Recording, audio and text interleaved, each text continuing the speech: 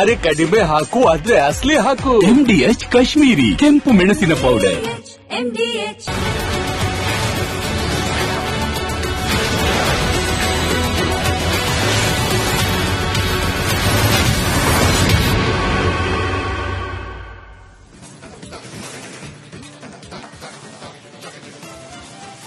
ನಮಸ್ಕಾರ, ಕರ್ನಾಟಕ ಪ್ರೈಮ್ ಟೈಮ್ಗೆ ಸ್ವಾಗತ. ನಾನು ಶ್ರೀಪಾದ್ ಪಾಟೀಲ್. ಇವತ್ತಿನ ಪ್ರೈಮ್ ಟೈಮ್ ನ ಟಾಪ್ 3 ಸ್ಟೋರೀಸ್ ಅನ್ನ ನೋಡ್ತಾ ಹೋಗೋಣ. ಸಮರ್ಥ್ಗೆ ಟಿಕೆಟ್ ಫೈನಲ್ ಆಯ್ತು. ಈಗ ಅಸಲಿ ಅಖಾಡ ಏನಂತಂದ್ರೆ ಸಮರ್ಥ್ ವರ್ಸಸ್ ಮುಸ್ಲಿಮರು, ಶಾಮನೂರು ವರ್ಸಸ್ ಮುಸ್ಲಿಮರು. ಯಾರನ್ನ ಯಾವ ರೀತಿ ವಿಶ್ವಾಸಕ್ಕೆ ತಗೊಳ್ತಾರೆ ಅನ್ನುವಂತಹ ಪ್ರಶ್ನೆಯ ಮಧ್ಯೆ ಯಾವುದೇ ಕಾರಣಕ್ಕೂ ನಾವು ಅಖಾಡದಿಂದ ಹಿಂದೆ ಸರಿಯಲ್ಲ. ಈ ಸಾರಿ ಶಾಮನೂರವ್ರಿಗೂ ಬುದ್ಧಿ ಕಲಿಸ್ತೀವಿ, ಕಾಂಗ್ರೆಸ್ನವ್ರಿಗೂ ಬುದ್ಧಿ ಕಲಿಸ್ತೀವಿ ಅನ್ನೋ ಮಟ್ಟಿಗೆ ಮುಸ್ಲಿಮರು ಸೆಡ್ಡು ಹೊಡೆದಿದ್ದಾರೆ. ಹಾಗಿದ್ರೆ ಏನಾಗಬಹುದು ದಾವಣಗೆರೆ ದಕ್ಷಿಣದಲ್ಲಿ? ಮುಸ್ಲಿಮರು ಈ ಸಾರಿ ಕಾಂಗ್ರೆಸ್ಗೆ ಬುದ್ಧಿ ಕಲಿಸ್ತಾರ? ಈ ಮಧ್ಯೆ SDPI ಜೊತೆಗೆ ಸೇರ್ಕೊಂಡು AIMIM ಅಭ್ಯರ್ಥಿಯನ್ನ ಅಖಾಡಕ್ಕಿಳಿಸೋದಕ್ಕೆ ಎಲ್ಲಾ ರೀತಿಯ ಸಿದ್ಧತೆಗಳಾಗ್ತಾ ಇದೆ. ಹಾಗಿದ್ದರೆ ಮುಸ್ಲಿಮರ ಮುಂದಿನ ನಡೆ ಏನು?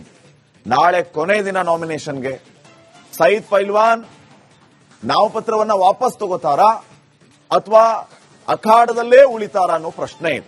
ನೋಡ್ತಾ ಹೋಗೋಣ ಇವತ್ತಿನ ಪ್ರೈಮ್ ಟೈಮ್ ಅಲ್ಲಿ. ಇನ್ನ ಎರಡನೇ ಸ್ಟೋರಿ, ಇರಾನ್ ಮೇಲೆ ಅಮೆರಿಕ ಅಣ್ವಸ್ತ್ರ ದಾಳಿಯನ್ನ ಮಾಡೋದಕ್ಕೆ ರೆಡಿ ಆಗಿದೆಯಾ? ಎಲ್ಲಾ ರೀತಿಯ ಪ್ರಯತ್ನಗಳಾದವು, ಆದ್ರೆ ಇರಾನ್ ಪ್ರತಿದಾಳಿಯನ್ನ ಮಾಡೋದ್ರಲ್ಲಿ ಹಿಂದೆ ಸರಿದಿಲ್ಲ. ಹಾಗಿದ್ರೆ ಕೊನೆಯ ಅಸ್ತ್ರ ಅದು ಅಣ್ವಸ್ತ್ರ. ಅದನ್ನ ಬಳಸೋದಕ್ಕೆ ಅಮೆರಿಕ ರೆಡಿ ಆಯ್ತಾ? ಇವತ್ತಿನ ಪ್ರೈಮ್ ಟೈಮ್ ನೋಡೋಣ. ಇನ್ನ ಮೂರನೇ ಸ್ಟೋರಿ, ಭಾರತಕ್ಕೆ ಪುಟಿನ್ ಗಿಫ್ಟ್ ಕೊಟ್ಟಿದ್ದಾರೆ, ಅಕ್ವಾ ಟೈಟನ್ ಗಿಫ್ಟ್. ಇದರಿಂದ ಭಾರತಕ್ಕೆ ಭಾರಿ ಅನುಕೂಲಗಳು ಆಗ್ಲಿಕ್ಕಿದೆ.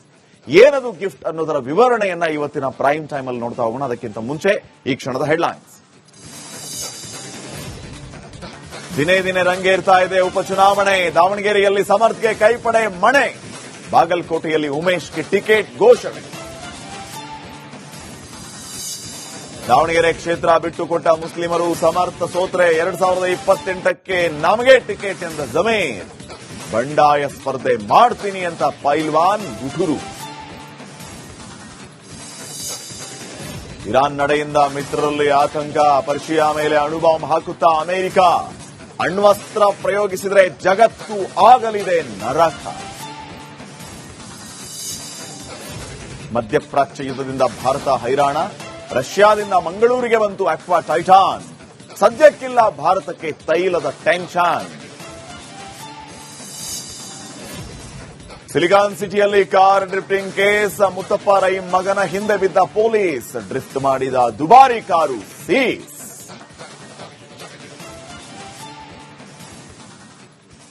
ಕರ್ನಾಟಕ ಪ್ರೈಮ್ ಟೈಮ್ಗೆ ಮತ್ತೊಮ್ಮೆ ಸ್ವಾಗತ. ನಾನು ಶ್ರೀಪಾದ್ ಪಾಟೀಲ್. ಸುದ್ದಿಗಳನ್ನು ಗಮನಿಸ್ತಾ ಹೋಗೋಣ. ಏಪ್ರಿಲ್ 9ನೇ ತಾರೀಕು ರಾಜ್ಯದ 2 ಪ್ರಮುಖ ವಿಧಾನಸಭಾ ಕ್ಷೇತ್ರಗಳ ಉಪಚುನಾವಣೆ ನಡೆಯಲಿಕ್ಕಿದೆ. ಕೊನೆಗೂ ಕಾಂಗ್ರೆಸ್ ಅಳೆದು ತೂಗಿ ಲೆಕ್ಕಾಚಾರ ಹಾಕಿ ತನ್ನ ಅಭ್ಯರ್ಥಿಗಳ ಹೆಸರನ್ನ ಅಧಿಕೃತವಾಗಿ ಘೋಷಣೆ ಮಾಡಿದೆ. ಮೊದಲೇ ನಿರೀಕ್ಷೆ ಮಾಡಿದಂತೆ ಕುಟುಂಬ ರಾಜಕಾರಣಕ್ಕೆ ಮಣೆ ಹಾಕಿದೆ 2 ಕ್ಷೇತ್ರಗಳಲ್ಲಿ. ಟಿಕೆಟ್ ಅನೌನ್ಸ್ ಆದ್ಮೇಲೆ ಇನ್ನೊಂದು ಪಿಕ್ಚರ್ ಆರಂಭ ಆಗಿದೆ ಆ ಕ್ಷೇತ್ರಗಳಲ್ಲಿ. ಏನೇನು ನಡೆದಿದೆ ನೋಡ್ಕೊಂಬನ್ನಿ.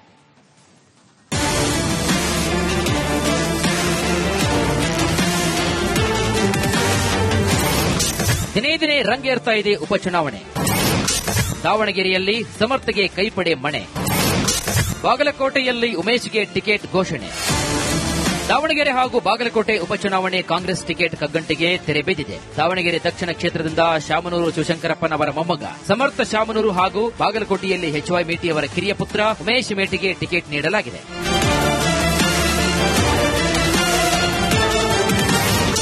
ಅಂತೂ ಇಂತೂ ಸಮರ್ಥ್ಗೆ ಒಲಿದ ಟಿಕೆಟ್. ದಾವಣಗೆರೆ ದಕ್ಷಿಣದಲ್ಲಿ ಮುಸ್ಲಿಂ ಮತದಾರರು ಹೆಚ್ಚಿನ ಸಂಖ್ಯೆಯಲ್ಲಿದ್ದು, ಸಮುದಾಯದ 4 ಆಕಾಂಕ್ಷಿಗಳ ಪೈಕಿ ಒಬ್ಬರಿಗೆ ಟಿಕೆಟ್ ನೀಡುವಂತೆ ಜಮೀರ್ ಪಟ್ಟು ಹಿಡಿದಿದ್ರು. ಆದರೂ ಸಮರ್ಥ್ಗೆ ಟಿಕೆಟ್ ಕೊಡಿಸುವಲ್ಲಿ ಶಾಮನೂರು ಫ್ಯಾಮಿಲಿ ಗೆದ್ದಿದೆ. SS ಮಲ್ಲಿಕಾರ್ಜುನ್ಗೆ ಬಿ ಫಾರ್ಮ್ ಕೂಡ ನೀಡಲಾಗಿದೆ. ದಾವಣಗೆರೆ ಸೀಟ್ ಕೂಡ ಎಲ್ಲ ಮೈನಾರಿಟಿ ಲೀಡರ್ಸ್, ಚೀಫ್ ಮಿನಿಸ್ಟರ್, ನಾನು, ನಮ್ಮ ACC ಜನರಲ್ ಸೆಕ್ರೆಟರಿ ಮತ್ತು ಜಮೀರ್ ಅವರು, ನಾಜೀರ್ ಅವರು, ಸಲೀಂ ಅವರು, ನಾಜೀರ್ ಹುಸೇನ್ ಅವರು, ಹ್ಯಾರಿಸ್ ಅವರು ಜಬ್ಬಾರ್ ಅವರು ಎಲ್ಲರೂ ಕೂಡ ಮಾತಾಡಿ ಒಮ್ಮತದ ತೀರ್ಮಾನಕ್ಕೆ ಬಂದಿದೆ. ಅಲ್ಪಸಂಖ್ಯಾತ ನಾಯಕರ ಮನವೊಲಿಕೆ. ದಾವಣಗೆರೆ ಅಲ್ಪಸಂಖ್ಯಾತರಿಗೆ ಕೈ ಟಿಕೆಟ್ ತಪ್ಪಿದ್ದಕ್ಕೆ ಕಾಂಗ್ರೆಸ್ ನಾಯಕರು ಸಮಾಧಾನ ಸೂತ್ರವನ್ನು ಹಿಡಿದಿದ್ದಾರೆ. ಅಲ್ಪಸಂಖ್ಯಾತ ನಾಯಕರಿಗೆ ಮುಂಬರುವಂತಹ ದಿನಗಳಲ್ಲಿ ನಿಗಮ ಮಂಡಳಿಯಲ್ಲಿ ಅವಕಾಶ, ಪರಿಷತ್ನಲ್ಲಿ ಸ್ಥಾನಮಾನದ ಭರವಸೆ ಕೂಡ ನೀಡಿದ್ದಾರೆ ಅಂತ ಹೇಳಲಾಗ್ತಾ ಇದೆ. ಅಯ್ಯೋ, ಬಹಳ ಸಂತೋಷ ರೀ. ನನ್ಕಿಂತ ನಮ್ ಕಾರ್ಯಕರ್ತರ ಮುಖ ನೋಡ್ರಿ, ಎಲ್ಲರೂ ಸಿಕ್ಕಾಪಟ್ಟೆ ಸಂತೋಷ ಆಗಿದ್ದಾರೆ. ಸರ್, ಈಗ ದಾವಣಗೆರೆ ದಕ್ಷಿಣ ಕ್ಷೇತ್ರದ ಬಗ್ಗೆ ಏನ್ ಡ್ರೀಮ್ ಇದೆ ತಮ್ಮದು? ನೋಡ್ರಿ, ನಾನು ಅನ್ನಲ್ಲ, ನನ್ ಪ್ಲಾಟ್ಫಾರ್ಮ್ ನನ್ ಪ್ರಣಾಳಿಕೆನೂ ಕೊಡ್ತೀನಿ ನಾಳಿದ್ದು. ಅದ್ ಬಿಟ್ರೆ ಮೇನು ಉದ್ಯೋಗ ಬೇಕು, ಆಮೇಲೆ ಶಿಕ್ಷೆ, ಆಮೇಲೆ ಯುವಕರಿಗೆ ಎಂಪ್ಲಾಯ್ಮೆಂಟ್, ಆಮೇಲೆ ಯಾರ್ದಾರ ಟ್ರ್ಯಾಕ್ ರೆಕಾರ್ಡ್ ಐತಂದ್ರೆ ಎಂಪ್ಲಾಯ್ಮೆಂಟ್ ಜನರೇಟ್ ಮಾಡೋದು, ಅದು ಶಾಮನೂರ್ ಅವರು. ಮೇಟಿ ಪುತ್ರ ಉಮೇಶ್ಗೆ ಒಲಿದ ಅದೃಷ್ಟ. ಬಾಗಲಕೋಟೆ ಕ್ಷೇತ್ರಕ್ಕೆ ಮೇಟಿ ಪುತ್ರ ಉಮೇಶ್ ಮೇಟಿಯವರನ್ನ ಅಭ್ಯರ್ಥಿಯನ್ನಾಗಿ ಘೋಷಣೆ ಮಾಡಲಾಗಿದೆ. ಮೇಟಿ ನಿಧನದ ಬಳಿಕ ಕುಟುಂಬದ ಸದಸ್ಯರ ನಡುವೆಯೇ ಟಿಕೆಟ್ಗಾಗಿ ಪೈಪೋಟಿ ಏರ್ಪಟ್ಟಿತ್ತು. ಕೊನೆಗೆ ಸಿಎಂ ಹಸ್ತಕ್ಷೇಪ ಮಾಡಿ ಕುಟುಂಬದ ಸದಸ್ಯರೊಂದಿಗೆ ಮಾತುಕತೆಯನ್ನು ನಡೆಸಿ ಒಮ್ಮತದ ನಿರ್ಧಾರಕ್ಕೆ ಬರುವಂತೆ ಮಾಡುವಲ್ಲಿ ಯಶಸ್ವಿಯಾಗಿದ್ದಾರೆ. ನಮ್ಗೆ ಗೊಂದಲನೇ ಇಲ್ಲ, ಅದು ನೀವೆಲ್ಲರೂ ಸೃಷ್ಟಿ ಮಾಡಿದ್ರೆ ಅಷ್ಟೇ, ಗೊಂದಲನೇ ಇಲ್ಲ. ಓಪನ್ ಆಗಿ ನಿಮ್ ಸಿಸ್ಟರ್, ನಿಮ್ ತಂಗಿಯವರೇ, ನಾನೇ ಕಣಕ್ಕಿಳಿತೀನಿ ಅಂತ ಹೇಳಿದ್ದನ್ನೇ ನೀವೆಲ್ಲರೂ ನೋಡಿದಿರಿ, ಗೊತ್ತಿದೆ. ನಾವು ಮಾಡಿದ್ದಲ್ಲ, ಅದು ಹೇಳಿದ್ದವರು. ಅದನ್ನ ಬರ್ತಾರೆ, ಅವರೇ ಬಂದು ಹೇಳ್ತಾರೆ, ಏನು ಸಮಸ್ಯೆ ಇಲ್ಲ. ನಮ್ಮ ಅಣ್ಣ, ನಮ್ಮ ಅಕ್ಕ, ನಮ್ಮ ತಂಗಿ ಅವರೇ ಬಂದು ಚುನಾವಣೆ ಎಲ್ಲರೂ ಮಾಡ್ತಾರೆ. ತುಂಬಾ ಖುಷಿ ಆಗುತ್ತೆ. ಯಾಕಂದ್ರೆ ನಮ್ಮ ಕುಟುಂಬದಲ್ಲಿ ನಾನು ಯಾವತ್ತೂ ಟಿಕೆಟ್ ಕೇಳಿಲ್ಲ. ಯಾಕಂದ್ರೆ ನಾನು ನನ್ನ ತವರು ಮಣಿನೇ ತುಂಬಿದಾಗಿರ್ಬೇಕು, ನಮ್ಮ ತಂದೆ ಸ್ಥಾನ ಅಲ್ಲಿ ಇರಬೇಕು, ನನ್ನ ತವರು ಮಣಿ ತುಂಬಿದ್ದಾಗಿರ್ಬೇಕು ಅನ್ನೋ ಒಂದು ಉದ್ದೇಶದಿಂದ, ಆ ಒಂದು ಇಂಟೆನ್ಷನ್ ಇಟ್ಕೊಂಡು ನಮ್ಮ ಕುಟುಂಬದಲ್ಲಿ ಅವರಿಬ್ಬರಿಗೂ ಯಾರಿಗಾದ್ರೂ ಒಬ್ರಿಗೆ ಕೊಟ್ರು ನಮ್ಮ ತಂದೆ ಎಲೆಕ್ಷನ್ ಹೇಗ್ ಮಾಡ್ತಾ ಇದ್ವಿ ಹಾಗೆ ಮಾಡ್ತೀನಿ ಅಂತ ನಾನು ಮಾತು ಕೊಟ್ಟಿದ್ದೆ. ಒಗ್ಗಟ್ಟಿನ ಸಂದೇಶ ನೀಡಿದ ಕೈ ನಾಯಕರು. ಅಭ್ಯರ್ಥಿಗಳ ಘೋಷಣೆಗೂ ಮುನ್ನ ಸುರ್ಜೇವಾಲಾ, ಸಿದ್ದರಾಮಯ್ಯ, ಡಿಕೆಶಿ, ಎಸ್ಎಸ್ ಮಲ್ಲಿಕಾರ್ಜುನ್, ಜಮೀರ್ ಸಭೆಯನ್ನ ನಡೆಸಿದರು. ಸಿಎಂ ಮತ್ತು ಡಿಸಿಎಂ ಪಕ್ಕದಲ್ಲಿ ಕುಳಿತುಕೊಂಡು ಪಕ್ಷದಲ್ಲಿ ಭಿನ್ನಾಭಿಪ್ರಾಯವಿಲ್ಲ, ಚುನಾವಣೆ ಗೆಲ್ಲುವುದೇ ನಮ್ಮ ಗುರಿ ಎಂಬ ಸಂದೇಶವನ್ನು ರವಾನಿಸಿದ್ದಾರೆ. News desk, Republic Kannada. ನಾಮಪತ್ರ ಸಲ್ಲಿಸುವ ಸಂದರ್ಭದಲ್ಲಿ ಉಮೇದುವಾರರು ಒಂದು ಅಫಿಡವಿಟ್ ಅನ್ನ ಕೊಡಬೇಕಾಗುತ್ತೆ. ನನ್ನ ಹೆಸರಲ್ಲಿ ಇಷ್ಟು ಆಸ್ತಿ ಇದೆ, ಇಷ್ಟು ಸಾಲ ಇದೆ, ಇಷ್ಟು ವೆಹಿಕಲ್ಸ್ ಇದೆ, ಎಲ್ಲವನ್ನೂ ಕೂಡ ಡೀಟೇಲ್ ಆಗಿ ಹೇಳಬೇಕಾಗುತ್ತೆ. ಈಗ ಯಾರ್ಯಾರು ಎಷ್ಟೆಷ್ಟು ಆಸ್ತಿಯನ್ನ ಘೋಷಣೆ ಮಾಡಿಕೊಂಡಿದ್ದಾರೆ ಅನ್ನೋದನ್ನ ನೋಡ್ತಾ ಹೋಗೋಣ. ಮೊದಲನೇದಾಗಿ ದಾವಣಗೆರೆ ದಕ್ಷಿಣ ವಿಧಾನಸಭಾ ಕ್ಷೇತ್ರದ ಕಾಂಗ್ರೆಸ್ನ ಅಭ್ಯರ್ಥಿಯಾಗಿರುವಂತಹ ಸಮರ್ಥ ಶಾಮನೂರ್. ದಾವಣಗೆರೆ ದಕ್ಷಿಣ ಕ್ಷೇತ್ರದ ಕಾಂಗ್ರೆಸ್ ಅಭ್ಯರ್ಥಿ ಅಜ್ಜನಿಂದ ತೆರವಾದ ಕ್ಷೇತ್ರಕ್ಕೆ ಮೊಮ್ಮಗನೇ ಉತ್ತರಾಧಿಕಾರಿಯಾಗಿದ್ದಾರೆ. 27 ವರ್ಷದ ಸಮರ್ಥ್ಗೆ ಕಾಂಗ್ರೆಸ್ ಮಣೆ ಹಾಕಿದೆ, ಟಿಕೆಟ್ ಅನ್ನ ನೀಡಿದೆ. ದಾವಣಗೆರೆ ದಕ್ಷಿಣದಿಂದ 27 ವರ್ಷದ ಸಮರ್ಥ್ ಅಖಾಡಕ್ಕೆ.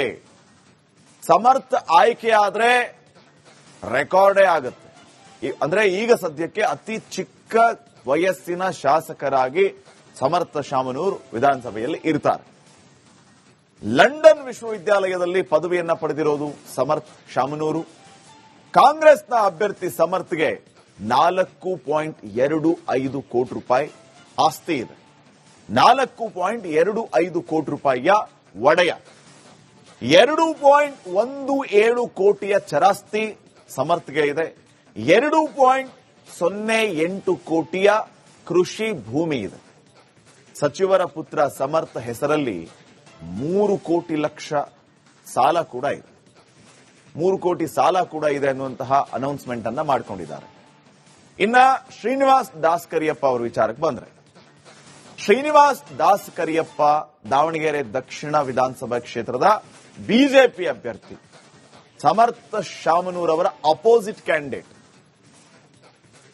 ಇವರು ಏನೆಲ್ಲ ಅನೌನ್ಸ್ ಮಾಡಿದ್ದಾರೆ ಅನ್ನೋದನ್ನ ನೋಡ್ತಾ ಹೋದ್ರೆ, ಉದ್ಯಮಿಯಾಗಿದ್ದಾರೆ ಶ್ರೀನಿವಾಸ್. ಇವರ ಬಳಿ 5 ಕೋಟಿಗೂ ಅಧಿಕ ಮೌಲ್ಯದ ಆಸ್ತಿ ಇದೆ. ಇನ್ನ ಕುಟುಂಬಕ್ಕೆ ರಾಜಕೀಯ ಹಿನ್ನೆಲೆ ಅನ್ನುವಂಥದ್ದು ಇದೆ. ದೂಡ ಅಧ್ಯಕ್ಷ ಆಗಿದ್ರು ಇವರ ತಂದೆ. ಕುಟುಂಬದಲ್ಲಿ ಪತ್ನಿ, 2 ಪುತ್ರರು ಹಾಗೂ ತಾಯಿ ಸೇರಿ ಒಟ್ಟು 5 ಜನ ಇದ್ದಾರೆ. ಶ್ರೀನಿವಾಸ್ ಒಟ್ಟು ಆಸ್ತಿ ಮೌಲ್ಯ 5.76 ಕೋಟಿ ರೂಪಾಯಿ. ಇನ್ನ 34.79 ಲಕ್ಷ ರೂಪಾಯಿ ಚರಾಸ್ತಿ, 5.41 ಕೋಟಿ ಮೌಲ್ಯದ ಸ್ಥಿರಾಸ್ತಿಯನ್ನ ಶ್ರೀನಿವಾಸ್ ದಾಸ್ ಕರಿಯಪ್ಪ ಹೊಂದಿದ್ದಾರೆ. 1.13 ಕೋಟಿ ರೂಪಾಯಿ ಪಿತ್ರಾರ್ಜಿತ ಆಸ್ತಿ, 4.27 ಕೋಟಿ ಸ್ವಯಾರ್ಜಿತ ಆಸ್ತಿಯನ್ನ ದಾಸ್ ಕರಿಯಪ್ಪ ಅವರು ಹೊಂದಿದ್ದಾರೆ. ಬ್ಯಾಂಕಲ್ಲಿ 12.3 ಲಕ್ಷ ಠೇವಣಿ ಇದೆ. 42 ಲಕ್ಷ ರೂಪಾಯಿ ಮೌಲ್ಯದ ಚಿನ್ನಾಭರಣಗಳಿದೆ. 2.96 ಲಕ್ಷ ರೂಪಾಯಿ ಸಾಲ ಮಾಡಿದ್ದಾರೆ ಶ್ರೀನಿವಾಸ್ ಅವರು. ಯಾರ ಆಸ್ತಿ ಎಷ್ಟು ಅನ್ನೋದರ ಲೆಕ್ಕ ನಿಮ್ಮ ಮುಂದೆ ಇಡ್ತಾ ಇದ್ದೀವಿ ವೀಕ್ಷಕರೇ. ಇದು ದಾವಣಗೆರೆ ದಕ್ಷಿಣದ್ದಾಯ್ತು. ಇನ್ನ ಮತ್ತೊಂದು ಕ್ಷೇತ್ರದಲ್ಲಿ ಉಪಚುನಾವಣೆ ನಡೀತಾ ಇದೆ, ಅದು ಬಾಗಲಕೋಟೆ. ಅಲ್ಲಿ ಬಿಜೆಪಿಯ ಕ್ಯಾಂಡಿಡೇಟ್ ಆಗಿರುವಂತದ್ದು ವೀರಣ್ಣ ಚರಂತಿಮಠ್ ಅವರು. ವೀರಣ್ಣ ಚರಂತಿಮಠ್ ಅವರ ಆಸ್ತಿ ಎಷ್ಟು ಅನ್ನೋದನ್ನ ನಾವು ನೋಡ್ತಾ ಹೋಗೋಣ. ಇವರು ಓದಿದ್ದು ಬರೀ SSLC, ಆದ್ರೆ ಬೃಹತ್ ಶಿಕ್ಷಣ ಸಂಸ್ಥೆಯನ್ನ ಕಟ್ಟಿದ್ದಾರೆ ಬಿಜೆಪಿಯ ಅಭ್ಯರ್ಥಿಯಾಗಿರುವಂತಹ ಚರಂತಿಮಠ್ ಅವರು. ವೀರಣ್ಣ ಚರಂತಿಮಠ್ ಬಳಿ ಇರುವಂತಹ ನಗದು ಬರೀ 22,704 ರೂಪಾಯಿ. MLA ಆಗಿದ್ದಂಥವ್ರು ಒಂದು ದೊಡ್ಡ ಶಿಕ್ಷಣ ಸಂಸ್ಥೆಯನ್ನ ಕಟ್ಟಿದ್ದಾರೆ.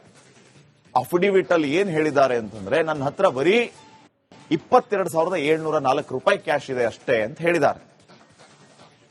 ವೀರಣ್ಣ ಚರಂತಿಮಠ್ ಅವರ ಚರ ಆಸ್ತಿ ಮೌಲ್ಯ 7,91 ಲಕ್ಷ. 50 ಗ್ರಾಂ ಬಂಗಾರ ಇದೆ, 1 ಕೆಜಿಯಷ್ಟು ಬೆಳ್ಳಿ ಇವ್ರ ಮನೆಯಲ್ಲಿದೆ. ವೀರಣ್ಣ ಚರಂತಿಮಠ್ ಅವರ ಸಾಲ ಎಷ್ಟು ಅಂತಂದ್ರೆ 4,65 ಲಕ್ಷ ರೂಪಾಯಿ ಸಾಲ. ಚರಂತಿಮಠ್ ಅವರ ಹೆಸರಲ್ಲಿ ಯಾವುದೇ ವಾಹನಗಳು ಇಲ್ಲ. ಪತ್ನಿ ರಾಜೇಶ್ವರಿ ಅವರ ಬಳಿ 12,95,000 ರೂಪಾಯಿ ಮೌಲ್ಯದ ಚರಾಸ್ತಿ ಇದೆ. ಇದನ್ನ ಇವರು ಘೋಷಣೆ ಮಾಡಿಕೊಂಡಿದ್ದಾರೆ. ಇನ್ನು ನೆಕ್ಸ್ಟ್, ದಾವಣಗೆರೆ ದಕ್ಷಿಣದ ಟಿಕೆಟ್ ಶಾಮನೂರು ಕುಟುಂಬದ ಪಾಲಾಗ್ತಾ ಇದ್ದಂತೆ ಕಾಂಗ್ರೆಸ್ ನಾಯಕರ ವಿರುದ್ಧ ಮುಸ್ಲಿಂ ಸಮುದಾಯದ ಮುಖಂಡರು ತೊಡೆ ತಟ್ಟಿದ್ದಾರೆ. ಸಾದಿಕ್ ಪೈಲ್ವಾನ್ ನಾನು ಬಂಡಾಯ ಅಭ್ಯರ್ಥಿಯಾಗಿ ಸ್ಪರ್ಧಿಸ್ತೀನಿ ಅಂತ ಗುಡುಗಿದ್ದಾರೆ. ನಾಳೆ ನಾಮಿನೇಷನ್ ಸಲ್ಲಿಸುವುದಾಗಿಯೂ ಕೂಡ ಅವರು ತಿಳಿಸಿದ್ದಾರೆ. ಈ ನಮ್ಮ ಭಾಗದಲ್ಲಿ ಇನ್ನೂ ಮಠ ಬಿಜೆಪಿ ಬಂದಿಲ್ಲ. ಈಗ ನಮ್ಮ ಹುಡುಗರೆಲ್ಲ ಸೇರಿ ಬಿಜೆಪಿಗೆ ತರ್ತಾ ಇದ್ದಾರೆ. ಮುಂದಿನ ದಿನಗಳಲ್ಲಿ SDPI PFI ಸ್ವಾತಂತ್ರ್ಯ ಅಭ್ಯರ್ಥಿಗೆ ವೋಟ್ ಹಾಕ್ತಾರೆ ವಿನ ಕಾಂಗ್ರೆಸ್ ಪಕ್ಷಕ್ಕೆ ವೋಟ್ ಹಾಕಲ್ಲ. ಅದು ಮುಂದಿನ 9ನೇ ತಾರೀಕಿಗೆ ಮತದಾನ ಮಾಡಬೇಕಾದ್ರೆ ತಿಳ್ಕೊಳ್ತೈತಿ. ಯಾಕಂದ್ರೆ ನಮ್ಮ ಏನ್ ಸಚಿವರಿದ್ದಾರೆ ಅವ್ರು ನೀವೇ ಮೀಡಿಯಾದವರು ಏನ್ ಬಂದು ಗಲಾಟೆ ಮಾಡಿದ್ರು ಅಂತ ಹೇಳಿದಾಗ ನಮ್ಮ ಪಕ್ಷದವ್ರು ಯಾರಲ್ಲ ಜನತಾ ದಳದ ಬಂದು ಗಲಾಟೆ ಮಾಡಿದಾರೆ ಅಂತ ಹೇಳ್ತಾ ಇದ್ದಾರೆ. ಸ್ವಾಮಿ ನಿಮ್ಗೊಂದು ಮಾತು ಹೇಳ್ತೀನಿ, ಇದು ಜನತಾ ದಳ ಬಿಜೆಪಿ ಅಲ್ಲ, ನಮ್ಮ ಸಮಾಜದ ಪ್ರಶ್ನೆ. ಈಗ ಪ್ರತಿಯೊಂದು ಮತದಾರರು ಕೂಡ ಕಾಂಗ್ರೆಸ್ ಪಕ್ಷಕ್ಕೆ ವೋಟ್ ಹಾಕಲ್ಲ ಅಂತ ಹೇಳ್ತಾ ಇದ್ದೀವಿ. ಏನಪ್ಪ ಆಗ್ತೀರಾ ಕಾಂಗ್ರೆಸ್ ಪಕ್ಷ ಬರಲಿ, ಈ ಬಾರಿ ಕಾಂಗ್ರೆಸ್ ಪಕ್ಷ ಸೋಲ್ಬೇಕು. ಲಾಠಿ ಎತ್ತಿಂದು ಈ ಕಾಂಗ್ರೆಸ್ ಪಕ್ಷನು ಬೆಳೆಸಿರೋದು. ಹೇಳ್ತಾರೆ ಕೆಲವೊಬ್ರು ನಮ್ಮ ತಾತವರು ನಾವು ಕಟ್ಟಿರೋದು ಪಕ್ಷ ಅಂತ. ಇಲ್ಲ ಸ್ವಾಮಿ, ಇದು ಸಾಮಾನ್ಯ ಕಾರ್ಯಕರ್ತರು ಬೂಟಿಲ್ ಹೊಡ್ತಾ ತಿಂದು ಲಾಠಿ ಎಟ್ ತಿಂದು ಕಟ್ಟಿರೋದಂತದ್ದು. ಇದು ಮುಗಿದೋಯ್ತು. 1947ರಲ್ಲಿ ಸ್ವಾತಂತ್ರ್ಯ ಸಿಕ್ಕ ಮೇಲೆ ಬಾಬಾ ಸಾಹೇಬ್ ಅಂಬೇಡ್ಕರ್ ಅವರು ಬರೆದಿರುವಂತ ಸಂವಿಧಾನದಲ್ಲಿ ಅವಾಗ ಹೇಳ್ತಾರೆ ಏನಂತೇಳಿ, ಇನ್ನು ಮುಂದೆ ರಾಜ ಮತ್ತು ರಾಣಿಯಲ್ಲಿ ಹುಟ್ಟಿರುವಂತ ಮಗು ರಾಜ ಆಗಲ್ಲ, ಮತಪಟ್ಟಿಗೆಯಿಂದ ಹುಟ್ಟುವಂತ ಮತದಾನದ ಮೂಲಕ ಮತಪೆಟ್ಟಿಗೆಯಿಂದ ರಾಜ ಹುಡ್ತಾನೆ ಅಂತ ಒಂದು ಸಂದೇಶವನ್ನು ಕೊಟ್ಟಿದ್ದಾರೆ. ನಾವು ಇದೇ ಸಂದರ್ಭದಲ್ಲಿ ಆ ಸಂವಿಧಾನ ರಚನೆ ಮಾಡಿರತಕ್ಕಂತ ಬಾಬಾ ಸಾಹೇಬ್ ಅಂಬೇಡ್ಕರ್ಗೆ ಜಯಕಾರ ಆಗ್ತೇವೆ. ದಾವಣಗೆರೆಯಲ್ಲಿ ಶಾಮನೂರು ಮೊಮ್ಮಗನಿಗೆ ಟಿಕೆಟ್ ಘೋಷಣೆ ಆಗ್ತಾ ಇದ್ದಂತೆ ಮುಸ್ಲಿಮರು ಕೆರಳಿದ್ದಾರೆ. ಟಿಕೆಟ್ ಕೈ ತಪ್ಪಿದ ಹಿನ್ನೆಲೆ ದಾವಣಗೆರೆಯಲ್ಲಿ ಅಲ್ಪಸಂಖ್ಯಾತ ಸಮುದಾಯದವರು ಪ್ರತಿಭಟನೆಯನ್ನ ಮಾಡಿದ್ದಾರೆ. Justice for minorities, justice for Ahinda ಅಂತ ಘೋಷಣೆ ಕೂಗಿ ಕಾಂಗ್ರೆಸ್ ವಿರುದ್ಧ ಆಕ್ರೋಶವನ್ನ ಹೊರಹಾಕಿದ್ದಾರೆ. ಅಯ್ಯಯ್ಯೋ ಅನ್ಯಾಯ ಅಂತ ರಾಜ್ಯ ಉಸ್ತುವಾರಿ ರಣದೀಪ್ ಸುರ್ಜೇವಾಲಾ DK ಶಿವಕುಮಾರ್ ವಿರುದ್ಧ ಘೋಷಣೆ ಕೂಗಿ ಆಕ್ರೋಶವನ್ನ ಹೊರಹಾಕಿದ್ದಾರೆ. ಈ ನಮ್ಮ ಭಾಗದಲ್ಲಿ ಇನ್ನೂ ಮಠ ಬಿಜೆಪಿ ಬಂದಿಲ್ಲ. ಈಗ ನಮ್ಮ ಹುಡುಗರೆಲ್ಲ ಸೇರಿ ಬಿಜೆಪಿಗೆ ತರ್ತಾ ಇದ್ದಾರೆ. ಮುಂದಿನ ದಿನಗಳಲ್ಲಿ SDPI PFI ಸ್ವಾತಂತ್ರ್ಯ ಅಭ್ಯರ್ಥಿಗೆ ವೋಟ್ ಹಾಕ್ತಾರೆ ವಿನ ಕಾಂಗ್ರೆಸ್ ಪಕ್ಷಕ್ಕೆ ವೋಟ್ ಹಾಕಲ್ಲ.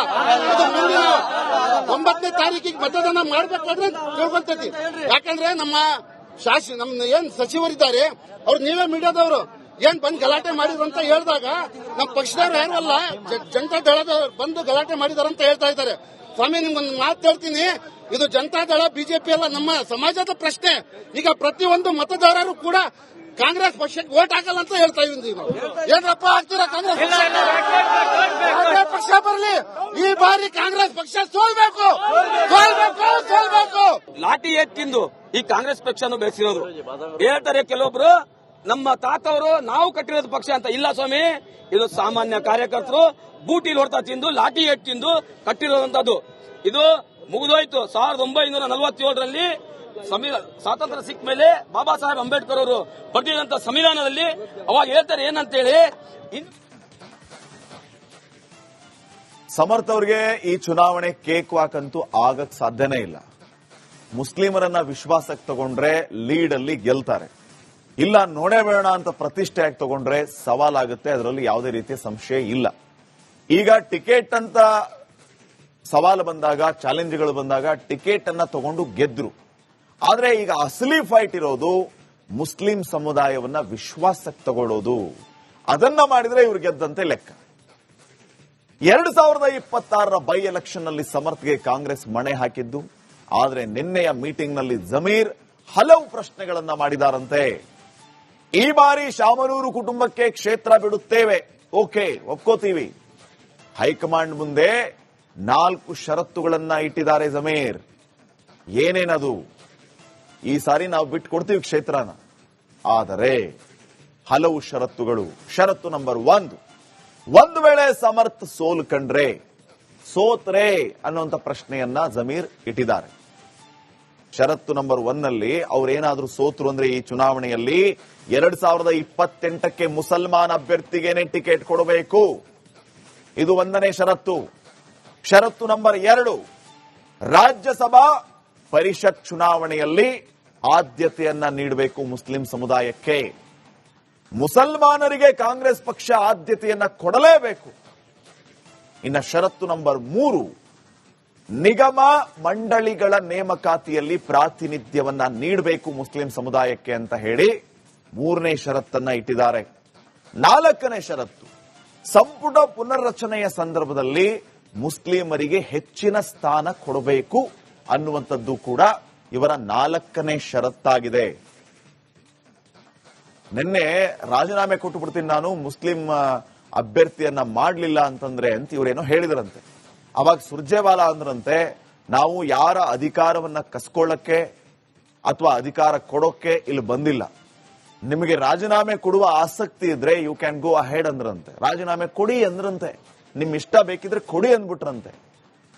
ರಾಜೀನಾಮೆ ಕೊಡ್ತೀನಿ ಎಂದಾಗ ಮಣೆ ಹಾಕದ ಕಾಂಗ್ರೆಸ್ ಹೈಕಮಾಂಡ್ ಈಗ ಜಮೀರ್ 4 ಷರತ್ತುಗಳನ್ನ ಇಟ್ಕೊಂಡ್ರೆ ಅಥವಾ ಷರತ್ತುಗಳನ್ನ ಮುಂದೆ ಇಟ್ರೆ ಅದಕ್ಕೆಷ್ಟು ಮಣೆ ಹಾಕ್ತಾರೆ ಅನ್ನೋದು ಕೂಡ ಇಲ್ಲಿ ಪ್ರಶ್ನೆ ಆಗುತ್ತೆ. ಮುಸ್ಲಿಮರ ಬೇಡಿಕೆ ಸರಿ ಇದೆ ಅಂತ ಸಿಎಂ ಸಿದ್ದರಾಮಯ್ಯ ಅವರು ಹೇಳಿದಾರಂತೆ. ಜಮೀರ್ ಹಾಕಿರೋ ಕಂಡೀಷನ್ಗೆ ಸುರ್ಜೇವಾಲಾ ಅವರು ಒಪ್ಕೊಂಡಿದ್ದಾರಂತೆ. ನೋಡೋಣ ಇದು ಎಷ್ಟರ ಮಟ್ಟಿಗೆ ವರ್ಕೌಟ್ ಆಗುತ್ತೆ ಅಂತ ಹೇಳಿ. ಇನ್ನು ನೆಕ್ಸ್ಟ್, ಅಮೆರಿಕ ಇಡೀ ವಿಶ್ವದಲ್ಲೇ ಅತಿ ಬಲಿಷ್ಠ ಸೇನೆ ಹೊಂದಿದೆ. ಅಂತ ದೇಶದ ಮುಂದೆ ಇರಾನ್ ಬಗ್ತಾನೇ ಇಲ್ಲ, ಎದೆಯುಬ್ಬಿಸಿ ಹೋರಾಟವನ್ನ ಮಾಡ್ತಾ ಇದೆ. ಆದ್ದರಿಂದ ಇರಾನ್ಗೆ ಅಮೆರಿಕ ಮತ್ತೊಂದು ಎಚ್ಚರಿಕೆಯನ್ನ ನೀಡಿದೆ. ಏನದು ಎಚ್ಚರಿಕೆ ನೋಡ್ಕೊಂಬನ್ನಿ.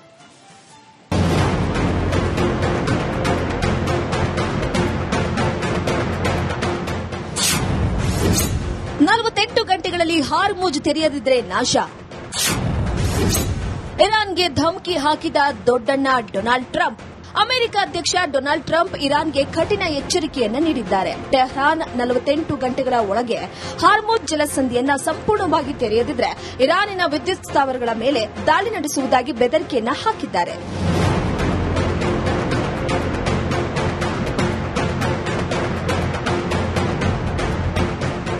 ಹಾರ್ಮುಜ್ ಜಲಸಂಧಿ ತೈಲ ಜಾಗತಿಕ ಮಾರುಕಟ್ಟೆಗಳನ್ನು ತಲುಪುವ ಪ್ರಮುಖ ಮಾರ್ಗವಾಗಿತ್ತು. ತೈಲ ಬೆಲೆಗಳು ಗಗನಕ್ಕೇರ್ತಾ ಇವೆ. ಆದ್ದರಿಂದ ಟ್ರಂಪ್ ಮೇಲೆ ಒತ್ತಡ ಹೆಚ್ಚಾಗ್ತಾ ಇದೆ. ಹೀಗಾಗಿ ಟ್ರಂಪ್ ಇರಾನ್ಗೆ ಹೊಸ ಬೆದರಿಕೆಯನ್ನ ಹಾಕಿದ್ದಾರೆ.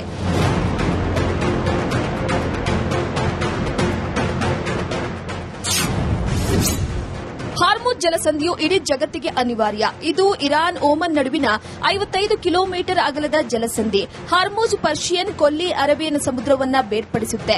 ಇಂಧನ ಕ್ಷೇತ್ರದ ವಿಷಯದಲ್ಲಿ ಹಾರ್ಮುಜ್ ಜಲಸಂಧಿ ಅತಿ ಮುಖ್ಯ. ಇದು ವಿಶ್ವದ ಅತ್ಯಂತ ಜನನಿಬಿಡ ಮಹತ್ವದ ಹಡಗು ಮಾರ್ಗಗಳಲ್ಲೊಂದು. ಅದೇ ಹಾರ್ಮುಜ್ ಜಲಸಂಧಿಯನ್ನ ಇರಾನ್ ಮುಚ್ಚಿದೆ. ಹಾರ್ಮುಜ್ ಮುಚ್ಚಿದ್ದಕ್ಕೆ ಅಮೆರಿಕ ಮೇಲೆ ಒತ್ತಡ ಹೆಚ್ಚಾಗ್ತಾ ಇದೆ. ಆರ್ಮೂಜ್ ಮುಚ್ಚಿರೋದ್ರಿಂದ ತೈಲ ಮತ್ತು ಅನಿಲ ಸಾಗಾಣಿಕೆಗೆ ಅಡ್ಡಿ ಉಂಟು ಮಾಡ್ತಾ ಇದೆ. ಪ್ರಪಂಚದಾದ್ಯಂತ ಮಾರುಕಟ್ಟೆಗಳನ್ನು ಅಸ್ತವ್ಯಸ್ತಗೊಳಿಸಿದೆ. ಅದೇ ಕಾರಣಕ್ಕೆ ಆರ್ಮೂಜ್ ತೆರೆಯಿರಿ ಅಂತ ಅಮೆರಿಕ ಧಮಕಿ ಆಗ್ತಾ ಇದೆ. News desk, Republic Kannada. ನೋಡಿ, ಸದ್ಯ ಇರಾನ್ ಮೇಲೆ ಅಮೆರಿಕ ಏನೋ ಒಂದ್ ರೀತಿ ಹುಂಬ ವಿಶ್ವಾಸದಲ್ಲಿ ದಾಳಿಯನ್ನ ಮಾಡಿಬಿಡ್ತು ಇಸ್ರೇಲ್ ಜೊತೆಗೆ ಸೇರಿಕೊಂಡು. ಈಗ ಪರಿಸ್ಥಿತಿ ಹೇಗಾಗಿದೆ ಅಂತಂದ್ರೆ, ಚರ್ಚೆಗಳು ಯಾವ ರೀತಿ ಆಗ್ತಾ ಇದೆ ಅಂತಂದ್ರೆ, ಸ್ವತಃ ಟ್ರಂಪ್ ಯುದ್ಧವನ್ನ ನಿಲ್ಲಿಸೋದಕ್ಕೆ ಬಯಸಿದರೂ ಯುದ್ಧ ನಿಲ್ಲಲ್ಲ ಅನ್ನುವಂತಹ ಪರಿಸ್ಥಿತಿಗೆ ಬಂದು ನಿಂತಿದೆಯಂತೆ. ಇರಾನ್ ಪ್ರತಿ ಕ್ಷಣದಲ್ಲಿಯೂ ಕೂಡ ಪ್ರತಿದಾಳಿಯನ್ನ ನಡೆಸೋದಕ್ಕೆ ವಿಶ್ವಾಸದಿಂದ ಮುನ್ನುಗ್ತಾ ಇದೆ. ಬಹುಶಃ ಅಮೆರಿಕ ಇದನ್ನ ನಿರೀಕ್ಷೆ ಮಾಡಿರ್ಲಿಕ್ಕಿಲ್ಲ. ಒಂದು 15ರಿಂದ 20 ದಿನಾನೋ ಅಥವಾ ಒಂದು 10 ದಿನದಲ್ಲಿ ಯುದ್ಧವನ್ನ ಮುಗಿಸ್ಬಿಡ್ತೀವಿ, ಇರಾನ್ ನಮಗೆ ಸರೆಂಡರ್ ಆಗ್ಬಿಡುತ್ತೆ ಅಂತ ಅನ್ಕೊಂಡಿದ್ರೋ ಏನು. ಆದ್ರೆ ಆಗ್ತಾ ಇರೋದೇ ಬೇರೆ. ಇರಾಕ್ ಮೇಲೆ ಇವರು ದಾಳಿ ಮಾಡಿದಂತ ಟೈಮ್ನಲ್ಲಿ 26 ದಿನದಲ್ಲಿ ಯುದ್ಧ ಮುಗಿಸಿ ಇರಾಕ್ ಸರೆಂಡರ್ ಆಗೋ ರೀತಿ ಮಾಡಿಬಿಟ್ರು. ಆದ್ರೆ ಇರಾನ್ ಆ ರೀತಿ ಆಗ್ತಾ ಇಲ್ಲ. ಏನೇ ಮಾಡಿದರೂ ಕೂಡ ಅಮೆರಿಕದ ಮುಂದೆ ಇರಾನ್ ಶರಣಾಗ್ತಾ ಇಲ್ಲ. ತೈಲ ಬಿಕ್ಕಟ್ಟು ಪರಿಹಾರಕ್ಕೆ ರಣಘೋರ ಕದನ ಶುರುವಾಗುತ್ತಾ ಹಾಗಿದ್ದರೆ ಅಮೆರಿಕ ಯಾವುದೇ ರೀತಿಯ ಪ್ರಯೋಗ ಮಾಡಿದರೂ ಕೂಡ ಅದಕ್ಕೆ ಇರಾನ್ನ ಪ್ರತಿದಾಳಿ ಇದ್ದೇ ಇರುತ್ತೆ. ಹಂಗಿದ್ರೆ ಬತ್ತಳಿಕೆ ಖಾಲಿಯಾದಾಗ ಹೊಸ ಅಸ್ತ್ರವನ್ನ ಬಳಸೋದಕ್ಕೆ ಅಮೆರಿಕ ಮುಂದಾಗುತ್ತಾ? ಯುದ್ಧ ನಿಲ್ಲಿಸೋದಕ್ಕೆ ಕಠಿಣ ನಿರ್ಧಾರಕ್ಕೆ ಅಮೆರಿಕ ಬಂದು ಬಿಡುತ್ತಾ? ಏನದು ಕಠಿಣ ನಿರ್ಧಾರ? ಆ ನಿರ್ಧಾರದಿಂದ ಜಗತ್ತೇ ನಾಶ ಆಗ್ಬಿಡುತ್ತಾ?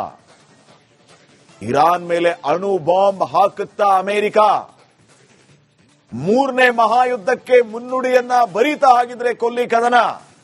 ಅಣು ಬಾಂಬ್ನ ಪ್ರಯೋಗ ಆದ್ರೆ ಸತ್ಯ ನಾಶ.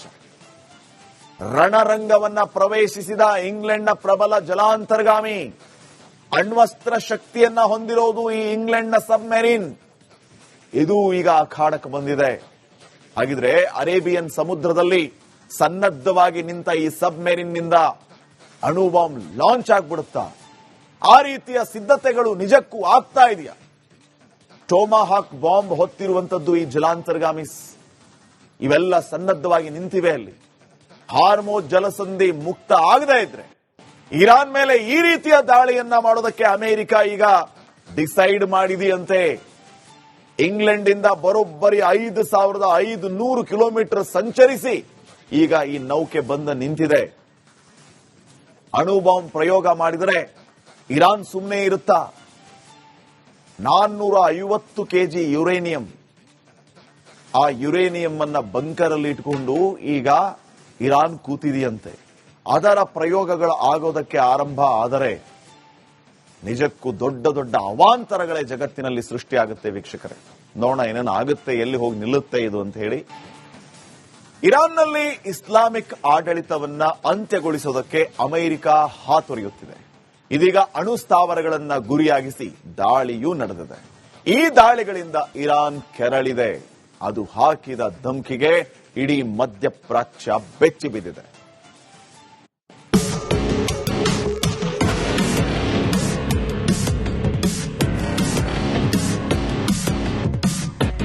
ಕೊಲ್ಲಿ ಕದನ 23ನೇ ದಿನಕ್ಕೆ ಕಾಲಿಟ್ಟಿದೆ. ಇರಾನಿನ ಅಣು ಸ್ಥಾವರವನ್ನೇ ಟಾರ್ಗೆಟ್ ಮಾಡಿ ಇಸ್ರೇಲ್, ಅಮೆರಿಕ ಕ್ಷಿಪಣಿ ದಾಳಿ ಮಾಡಿವೆ. ಇರಾನ್ನ ನಟಾಂಜ್ ಯುರೇನಿಯಂ ಸಂಸ್ಕರಣಾ ಸ್ಥಾವರ ಉಡಿಸಾಗಿದೆ. ಇದರಿಂದ ವಿಕಿರಣ ಸೋರಿಕೆ ಆತಂಕ ಸೃಷ್ಟಿಯಾಗಿದೆ.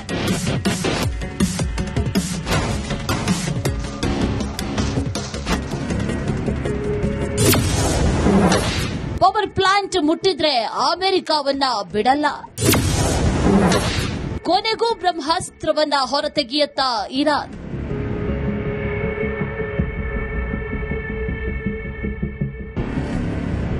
ಅಮೆರಿಕ ಮತ್ತು ಇರಾನ್ ನಡುವಿನ ಜಿದ್ದಾಜಿದ್ದಿ ಈಗ ಸ್ಫೋಟಕ ಹಂತಕ್ಕೆ ತಲುಪಿದೆ. ಇಸ್ರೇಲ್ ದಾಳಿಗೆ ಇರಾನ್ ಪ್ರತೀಕಾರದ ಸಮರ ಸಾರಿದೆ. ಇಸ್ರೇಲಿನ ಡಮೋನ್ನಲ್ಲಿರುವ ಅಣ್ವಸ್ತ್ರ ಕೇಂದ್ರದ ಮೇಲೆ ಇರಾನ್ ದಾಳಿ ಮಾಡಿದ್ದು 100ಕ್ಕೂ ಹೆಚ್ಚು ಜನರಿಗೆ ಗಂಭೀರ ಗಾಯಗಳಾಗಿವೆ. ಇರಾನ್ನ ಪವರ್ ಪ್ಲಾಂಟ್ಗಳನ್ನು ಕ್ಷಣಾರ್ಧದಲ್ಲಿ ಉಡಾಯಿಸುವುದಾಗಿ ಟ್ರಂಪ್ ಗುಡುಗಿದ್ರೆ ಅಮೆರಿಕದ ನಿದ್ದೆಗೆಡಿಸುವಂತಹ ಡೆತ್ ವಾರೆಂಟ್ ಅನ್ನ ಇರಾನ್ ಸಿದ್ಧಪಡಿಸಿದೆ. ಟ್ರಂಪ್ ಪ್ರತಿಯೊಂದು ನಡೆಗೂ ಪ್ರತಿರೋಧ ಒಡ್ಡಲು ಇರಾನ್ ರೂಪಿಸಿರುವ ಆ ಒಂದು ಮಾಸ್ಟರ್ ಪ್ಲಾನ್ ಇಡೀ ವೈಟ್ ಹೌಸ್ ಅನ್ನೇ ನಡುಗಿಸಿದೆ.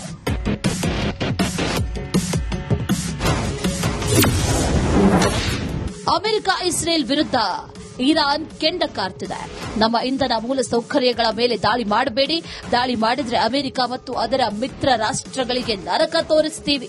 ಇಂಧನ, ಐಟಿ ಮಾತ್ರವಲ್ಲದೆ ನೀರು ಶುದ್ದೀಕರಣ ಘಟಕಗಳ ಮೇಲೆ ದಾಳಿ ಮಾಡ್ತೇವೆ ಅಂತ ಇರಾನ್ ಧಮಕಿ ಹಾಕಿದೆ. ಇದರಿಂದ ಅಮೆರಿಕ ಮಿತ್ರರು ಕಂಗಾಲಾಗಿದ್ದಾರೆ.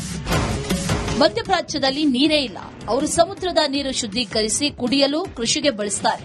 ಅಂತ ಘಟಕಗಳ ಮೇಲೆ ದಾಳಿ ನಡೆದರೆ ಪರಿಸ್ಥಿತಿ ಮತ್ತಷ್ಟು ಹದಗೆಡಲಿದೆ. News desk, Republic Kannada. ನೋಡಿ, ಮಧ್ಯಪ್ರಾಚ್ಯದ ಭೂಮಿಯಲ್ಲಿ ನೀರಿಗಿಂತ ಹೆಚ್ಚು ತೈಲನೇ ಇದೆ. ಮಧ್ಯಪ್ರಾಚ್ಯದಲ್ಲಿ ನದಿಗಳು ಹರಿಯೋದು ಕೂಡ ಕಡಿಮೆನೆ. ಅದೇ ಕಾರಣಕ್ಕಾಗಿ ಸಮುದ್ರದ ನೀರನ್ನೇ ಮಧ್ಯಪ್ರಾಚ್ಯಗಳು ನಂಬಿವೆ.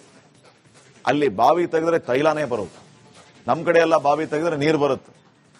ಗಲ್ಫ್ಗೆ ಉಪ್ಪು ನೀರು ಶುದ್ದೀಕರಣ ಘಟಕಗಳೇ ಜೀವನಾಡಿ. ಯಾಕಂದ್ರೆ ಕುಡಿಯೋದಕ್ಕೆ ನೀರು ಬೇಕಲ್ಲ ಅವರಿಗೆ. ಸಮುದ್ರದ ಉಪ್ಪು ನೀರನ್ನ ಶುದ್ದೀಕರಿಸಿ ಅವರು ಸಿಹಿ ನೀರಾಗಿ ಪರಿವರ್ತಿಸಿಕೊಂಡು ಕುಡಿತಾರೆ, ಬಳಸ್ತಾರೆ. ಸಮುದ್ರದ ಉಪ್ಪು ನೀರನ್ನ ಕುಡಿಯುವ ನೀರಾಗಿ ಪರಿವರ್ತನೆ ಮಾಡ್ತಾರೆ. ಏನ್ ಪರಿವರ್ತನೆ? ಕುಡಿಯೋ ನೀರಾಗಿ. ಸಮುದ್ರದ ನೀರನ್ನ ಶುದ್ದೀಕರಿಸಿ ಕುಡಿಯೋದಕ್ಕೂ ಬಳಸ್ತಾರೆ, ಅದನ್ನ ಕೃಷಿಗೂ ಕೂಡ ಬಳಸ್ತಾರೆ. ಸೌದಿ ಜನ ಕುಡಿಯುವಂತ 70% ನೀರು ಸಮುದ್ರದಿಂದಾನೇ ತಗೊಳ್ಳೋದವರು. ಕುವೈತ್, ಓಮನ್, UAE ಇಲ್ಲಿ ಎಲ್ಲಾ ಕಡೆನೂ ಕೂಡ ಇಂಥದ್ದೇ ವ್ಯವಸ್ಥೆ ಇದೆ. ಅದು ಅನಿವಾರ್ಯ ಕೂಡ ಅವರಿಗೆ. ಕುಡಿಯೋ ನೀರಿನ ಸೋರ್ಸೇ ಇಲ್ಲ ಅಲ್ಲಿ, ನದಿಗಳು ಹರಿಯೋದು ಕಡಿಮೆ. ಹಿಂಗಾಗಿ ಸಮುದ್ರದ ಉಪ್ಪು ನೀರನ್ನ ಶುದ್ದೀಕರಿಸಿ ರಿಫೈನ್ ಮಾಡಿ ಅದನ್ನ ಸಿಹಿ ನೀರಿಗೆ ಕನ್ವರ್ಟ್ ಮಾಡ್ಕೊಳ್ತಾರೆ, ಅದನ್ನ ಕುಡಿಯೋದಕ್ಕೆ ಬಳಸ್ತಾರೆ. ಮಾತ್ರವಲ್ಲ, ಕೃಷಿಗೂ ಕೂಡ ಅದನ್ನ ಬಳಸ್ತಾರೆ. ಈಗ ಅದೇ ನೀರು ಶುದ್ದೀಕರಣ ಘಟಕಗಳೇ ಇರಾನ್ನ ಟಾರ್ಗೆಟ್. ನೀರು ಶುದ್ದೀಕರಣ ಘಟಕಗಳು ನಾಶ ಆದ್ರೆ ದೊಡ್ಡ ಕಷ್ಟ ಆಗುತ್ತೆ. ಪರಿಸರದ ಮೇಲೂ ಭಾರಿ ಪರಿಣಾಮ ಬೀರುವ ಸಾಧ್ಯತೆ ಇದೆ. ಸಮುದ್ರಕ್ಕೆ ಅಪಾರ ರಾಸಾಯನಿಕ ಬಿಡುಗಡೆ ಆಗುತ್ತೆ.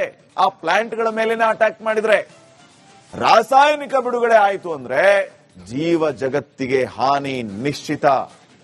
ಇಂದಿನವರೆಗೆ ಇಂತಹ ದೊಡ್ಡ ಮಟ್ಟದ ದಾಳಿಗಳು ನಡೆದಿಲ್ಲ. ತೈಲ ಪೂರೈಕೆ ನಿಲ್ಲಿಸೋದಕ್ಕಿಂತ ನೀರು ಸರಬರಾಜು ನಿಂತರೆ ಭಾರಿ ಅಪಾಯ. ನೀರಿನ ಅಗತ್ಯ ಬಹಳ. ನೀರಿಲ್ಲ ಅಂತಂದ್ರೆ ಆಪರೇಷನ್ಸ್ ಮಾಡೋಕ್ಕೂ ಆಗಲ್ಲ. I mean soldier operations, military operations, ಎಲ್ಲದಕ್ಕೂ ನೀರಿನ ಅಗತ್ಯ ಇದೆ. ಎಲ್ಲದಕ್ಕೂ ನೀರು ಬೇಕು. ನೀರಿಲ್ಲದೆ ಏನ್ ಮಾಡೋದಕ್ಕೆ ಸಾಧ್ಯ?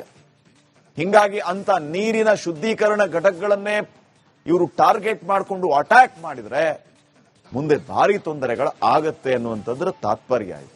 ಇನ್ನು ನೆಕ್ಸ್ಟ್, ಅಮೆರಿಕ, ಇಸ್ರೇಲ್ ಇರಾನ್ ಮೇಲೆ ನಿರಂತರ ದಾಳಿಯನ್ನು ನಡೆಸ್ತಾ ಇದೆ. ಇದೀಗ ಇರಾನ್ನ ನಟಾಂಜ್ ಪರಮಾಣು ಸ್ಥಾವರದ ಮೇಲೆ ಅಬ್ಬರಿಸಿವೆ ಅಮೆರಿಕ ಮತ್ತು ಇಸ್ರೇಲ್. ಆದರೂ ಇರಾನ್ ಮಾತ್ರ ಮಣಿಯುತ್ತಿಲ್ಲ.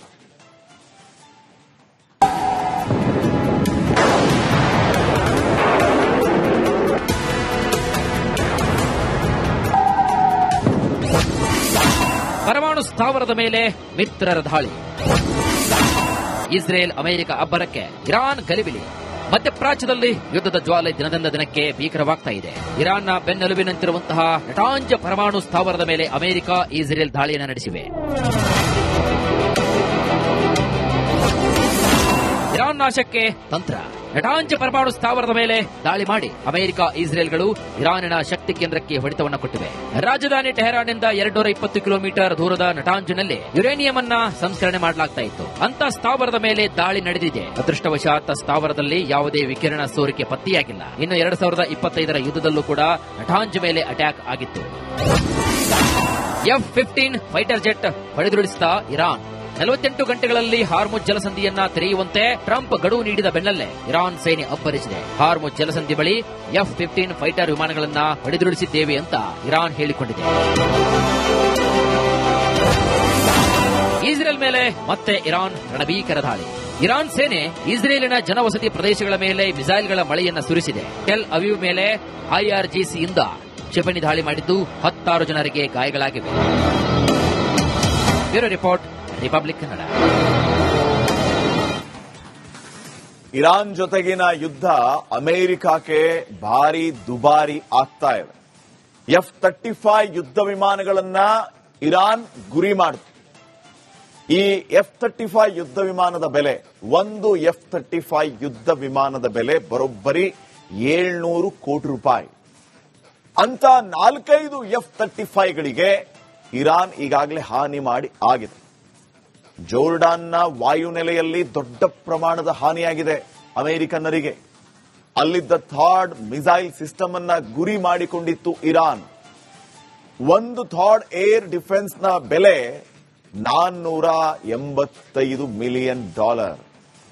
ಇರಾನ್ ದಾಳಿಯಿಂದ ಅಮೆರಿಕದ ಹಲವು ಸೇನಾ ನೆಲೆಗಳು ನಾಶವಾಗಿ ಹೋಗಿದೆ. ಆ ಒಂದು ಸೇನಾ ನೆಲೆಯ ನಿರ್ಮಾಣಕ್ಕೆ $300 ಬಿಲಿಯನ್ ಬೇಕಾಗುತ್ತೆ. ಅಂತಹ ನೆಲೆಗಳನ್ನೇ ನಾಶ ಮಾಡಿ ಹಾಕಿದೆ ಇರಾನ್. ಅಂತ 3 ಸೇನಾ ನೆಲೆಗಳನ್ನ ಇರಾನ್ ಈಗಾಗಲೇ ನಾಶ ಮಾಡಿ ಹಾಕಿದೆ. ಮೊದಲ 2 ವಾರಗಳ ಯುದ್ಧದಿಂದ ಅಮೆರಿಕಕ್ಕೆ ದೊಡ್ಡ ನಷ್ಟ ಆಗಿದೆ. ಮೊದಲ 2 ವಾರದಲ್ಲಿ ಅಮೆರಿಕಕ್ಕೆ 7,523 ಕೋಟಿ ರೂಪಾಯಿ ಲಾಸ್ ಆಗಿದೆ. 7,523 ಕೋಟಿ ಲಾಸ್ ಆಗಿರೋದು. ಇರಾನ್ ದಾಳಿಯಲ್ಲಿ ಅಮೆರಿಕದ 13 ಸೈನಿಕರು ದುರ್ಮರಣಕ್ಕೀಡಾದರು. ಕೆಲವು ಮೂಲಗಳ ಮಾಹಿತಿಯ ಪ್ರಕಾರ ಯುದ್ಧ ಆರಂಭ ಆದ 6ನೇ ದಿನಕ್ಕೆ ಅಮೆರಿಕದವರ ಖರ್ಚು 93,000 ಕೋಟಿ ರೂಪಾಯಿ ಕ್ರಾಸ್ ಆಗಿದೆ ಅಂತೆ. ಯುದ್ಧ ಆರಂಭ ಆದ 6 ದಿನಕ್ಕೆ. ಮುಂದೆ 9 ದಿನಕ್ಕೆ ಇದು 1 ಲಕ್ಷ ಕೋಟಿ ಕ್ರಾಸ್ ಆಯ್ತಂತೆ. ಈಗ ಪೆಂಟಗಾನ್ $200 ಬಿಲಿಯನ್ ನ ಬೇಡಿಕೆ ಇಟ್ಟಿದೆಯಂತೆ. ಅದನ್ನ ಸಮರ್ಥನೆ ಕೂಡ ಮಾಡಿಕೊಳ್ತಾ ಇರೋದು ಅಮೆರಿಕ. ಕೆಟ್ಟ ಶಕ್ತಿಗಳನ್ನ ಹೊಡಿಬೇಕು ಅಂತಂದ್ರೆ ಇದರ ಡಬಲ್ ಖರ್ಚಾದ್ರೂ ಕೂಡ ನಾವು ಸಹಿಸ್ಕೋಬೇಕು ಅಂತ ಹೇಳಿದೆಯಂತೆ. ಅಲ್ಲಿಗೆ ಇರಾನ್ ದಾಳಿಯ ವಿಚಾರ ಅಮೆರಿಕಾಗೆ ಲಾಸ್ಗೆ ಕಾರಣ ಆಗ್ತಾ ಇಲ್ವಾ? ಅಂಕಿಅಂಶಗಳೇ ಇವನ್ನ ಸಾರಿ ಹೇಳ್ತಾ ಇವೆ. ಇನ್ನು ನೆಕ್ಸ್ಟ್, ಅಮೆರಿಕ ಅಧ್ಯಕ್ಷ ಟ್ರಂಪ್ ಒತ್ತಡಕ್ಕೆ ಸಿಲುಕಿದ್ದಾರೆ. ಯುದ್ಧವನ್ನ ಮುಂದುವರೆಸಿದರೆ ನಷ್ಟ ಹೆಚ್ಚಾಗುವ ಭೀತಿ, ನಿಲ್ಲಿಸಿದರೆ ಗೌರವಕ್ಕೆ ಧಕ್ಕೆಯಾಗುವ ಸಮಸ್ಯೆ. ಇದರ ಮಧ್ಯೆ ಇರಾನ್ ಒಂದು ಹೊಸ ಶಾಕ್ ಕೊಟ್ಟಿದೆ.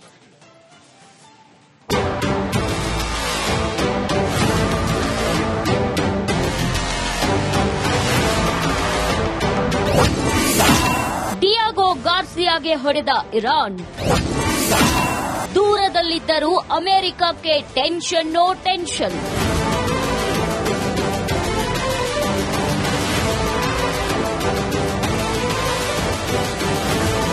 ಅಮೆರಿಕದಂತ ಅಮೆರಿಕವನ್ನೇ ಇರಾನ್ ಹೈರಾಣಾಗಿಸ್ತಾ ಇದೆ. ಶಿಯಾ ದೇಶ ತನ್ನ ಒಡಲಲ್ಲಿ ಘಾತಕ ಅಸ್ತ್ರಗಳನ್ನ ಇರಿಸಿಕೊಂಡಿದೆ. ಹೊರಗೆ ನೋಡಲು ಮರಳು ಪ್ರದೇಶ ಮತ್ತು ಪರ್ವತಗಳಿಂದ ಕೂಡಿದ ದೇಶವಾಗಿ ಕಾಣೋ ಇರಾನ್ ಒಳಗೆ ಭಾರೀ ಭೂಗತ ಶಸ್ತ್ರಾಸ್ತ್ರ ವ್ಯವಸ್ಥೆಗಳನ್ನು ನಿರ್ಮಿಸಿಕೊಂಡಿದೆ. ಅಲ್ಲಿಂದ ಒಂದೊಂದೇ ಘಾತಕ ಅಸ್ತ್ರಗಳನ್ನ ಹೊರಗೆ ತೆಗೆಯುತ್ತಿದೆ.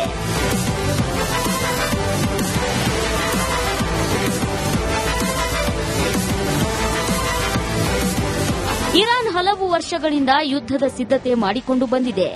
ಅಮೆರಿಕ ಅಧ್ಯಕ್ಷ ಟ್ರಂಪ್ ಕೂಡ ಆತಂಕ ವ್ಯಕ್ತಪಡಿಸಿದ್ದು, ಇರಾನ್ ಕ್ಷಿಪಣಿಗಳು ದೂರದ ಗುರಿಗಳಿಗೂ ತಲುಪುವ ಸಾಮರ್ಥ್ಯ ಹೊಂದಿರಬಹುದು ಎಂದಿದ್ದಾರೆ. ಆ ಮಾತು ಸತ್ಯವಾಗ್ತಾ ಇದೆ. ನಿನ್ನೆ 4,000 ಕಿಲೋಮೀಟರ್ ದೂರದ ಡಿಯಾಗೋ ಗಾರ್ಸಿಯಾದ ನೆಲೆ ಮೇಲೆ ಇರಾನ್ ದಾಳಿ ಮಾಡಿದೆ. ಕ್ಷಿಪಣಿ ತಯಾರಿಕೆಯಲ್ಲಿ ಇರಾನ್ ವಿಶಿಷ್ಟ ತಂತ್ರ ಅನುಸರಿಸಿದೆ. ಪರಮಾಣು ಶಸ್ತ್ರಾಸ್ತ್ರಗಳು ಇಲ್ಲ ಎಂಬ ಕೊರತೆಯನ್ನ ಭರ್ತಿ ಮಾಡಬೇಕಿತ್ತು. ಕ್ಷಿಪಣಿ ಶಕ್ತಿಯನ್ನೇ ಆಯುಧವಾಗಿ ಬಳಸಬೇಕಿತ್ತು. ಇದೀಗ ತನ್ನ ಕ್ಷಿಪಣಿ ಸಾಮರ್ಥ್ಯವನ್ನ ಇರಾನ್ ಬಲಪಡಿಸಿಕೊಂಡಿದೆ. ಆದರೆ ಇರಾನ್ ಕ್ಷಿಪಣಿಗಳು ಗಲ್ಫ್ ರಾಷ್ಟ್ರಗಳಿಗೆ ಹೊಡೆಯಬಲ್ಲವು. ಆದರೆ ಅಮೆರಿಕ ಸೇರಿದಂತೆ ಇತರ ದೇಶಗಳಿಗೆ ದೊಡ್ಡ ಅಪಾಯವಿಲ್ಲ. ಇರಾನ್ ಕ್ಷಿಪಣಿಗಳ ವ್ಯಾಪ್ತಿ 2,000 ಕಿಲೋಮೀಟರ್ ಆಗಿತ್ತು. ಈ ಕ್ಷಿಪಣಿಗಳು ಇಸ್ರೇಲ್, ಯುರೋಪಿನ ಕೆಲ ಭಾಗ ತಲುಪಬಲ್ಲವು. ಆದರೆ ಅಮೆರಿಕವನ್ನ ಹೊಡೆಯುವಂತಹ ಕ್ಷಿಪಣಿಗಳು ಇಲ್ಲ. ಆದರೆ ಮಧ್ಯಪ್ರಾಚ್ಯದಲ್ಲಿನ ಅಮೆರಿಕದ ನೆಲೆಗಳಿಗೆ ಅಪಾಯ ಫಿಕ್ಸ್ ಎನ್ನಲಾಗುತ್ತಿದೆ. ಇರಾನ್ ಕ್ಷಿಪಣಿಗಳ ವ್ಯಾಪ್ತಿ ಅಧಿಕೃತವಾಗಿ 2,000 ಕಿಲೋಮೀಟರ್ ಎಂದರೂ ಕೆಲವು ಮಾದರಿಗಳು 2,500 ಕಿಲೋಮೀಟರ್ ತಲುಪುತ್ತವೆ.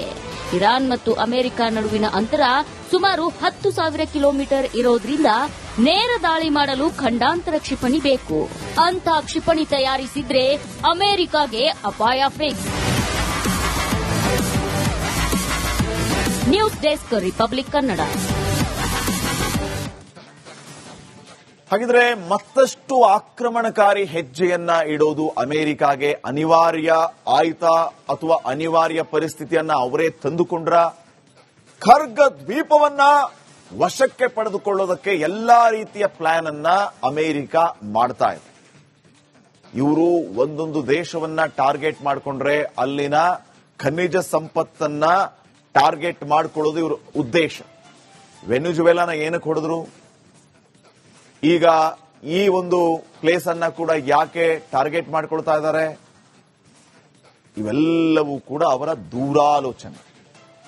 ಈಗ ಖರ್ಗ್ ಬಗ್ಗೆ ಅಮೆರಿಕ ಇಲ್ಲಿವರೆಗೂ ಏನನ್ನೂ ಹೇಳಿಲ್ಲ. ಮರೀನ್ ಕಮಾಂಡೋಗಳನ್ನ ಅಮೆರಿಕ ಕಳಿಸ್ಕೊಟ್ಟಿದೆ. ಬರೋಬ್ಬರಿ 3,000ಕ್ಕೂ ಹೆಚ್ಚು ಕಮಾಂಡೋಗಳು ಈಗಾಗಲೇ ರೆಡಿಯಾಗಿದ್ದಾರೆ. ಖರ್ಗ್ ಕೈವಶವಾದ್ರೆ ಇರಾನ್ ಮೇಲೆ ಒತ್ತಡ ಹೆಚ್ಚಾಗುತ್ತೆ. ಹಾರ್ಮೋಜ್ ಮೇಲಿನ ಹಿಡಿತವೂ ಕೂಡ ಕಡಿಮೆ ಆಗುತ್ತೆ. ಇರಾನ್ನಿಂದ 26 ಕಿಲೋಮೀಟರ್ ದೂರದಲ್ಲಿ ಇರೋದೇ ಈ ಖರ್ಗ್ ದ್ವೀಪ. ಇರಾನ್ನ ಆಯಿಲ್ ಫೀಲ್ಡ್ಗಳಿಗೆ ಬಲು ಹತ್ತಿರದಲ್ಲಿರೋದೇ ಈ ಖರ್ಗ್ ದ್ವೀಪ. ಅಬೂಜರ್, ಹೋರೋಜನ್, ದಾರೂದ್ನಿಂದ ಹತ್ತಿರ ಇರುವಂತದ್ದು ಈ ದ್ವೀಪ.